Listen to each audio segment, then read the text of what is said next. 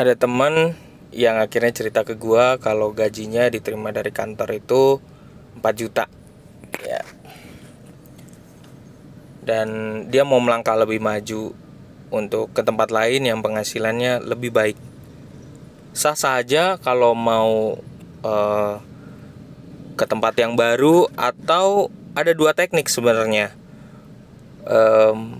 Bisa satu, pindah tempat kerja, mungkin nambah gajinya nggak terlalu besar, tapi paling nggak lebih baik, mungkin bisa sampai 6 juta atau 7 juta ya gitu. Atau alternatif kedua, jika memang punya kelebihan, punya talenta, punya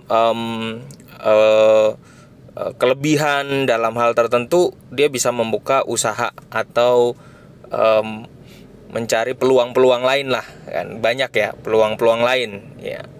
Contohnya misalnya jadi blogger, terus kemudian habis itu menulis artikel segala macam, kemudian penghasilan didapatnya dari misalnya dari Google Ads gitu. Terus kemudian bisa juga dari ternyata punya banyak waktu, bisa menciptakan konten buat jadi YouTuber, kumpulin duitnya, banyakin subscribernya dari sana. Ada juga yang bisa membuat kopi ya, membuat kopi, nawarin ke teman-teman kopi buat nambah uang saku ya, keahliannya bisa bikin kopi. Lalu juga bisa masak ya, bisa masak bumbu, sambal pecel atau apapun itu yang bisa di share, akhirnya dijual di Tokopedia atau di Shopee ya. Karena peluang di marketplace juga sangat banyak. Kalau misalnya tips dari gue, kalau di marketplace khususnya di Tokopedia maupun Shopee, kita harus nunjukin kelebihan kita apa gitu. Kelebihan kitanya di bagian apa.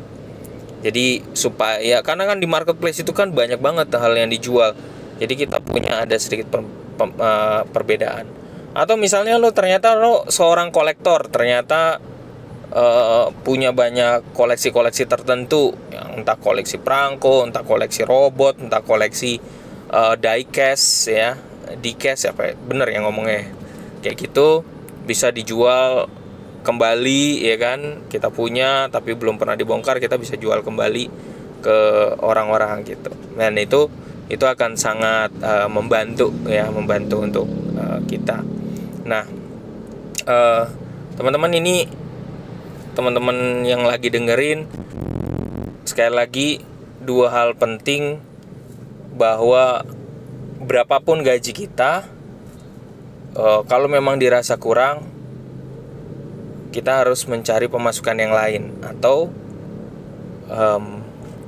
kita bekerja di tempat yang lain dengan gaji yang agak lebih tinggi. Tapi seberapapun melangkah, seberapapun uang yang kita terima, gak akan bisa berkembang kalau kita gak investasikan gitu, gak direncanakan, dan apalagi tidak diinvestasikan.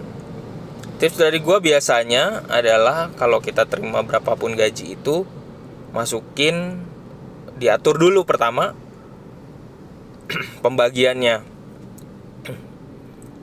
Berapa yang harus diinvest, misalnya 20%-nya harus langsung dapat gaji, harus diinvest, gak boleh digunakan. Terus kemudian 30%-nya itu boleh untuk wanti-wanti, 50%-nya baru digunakan.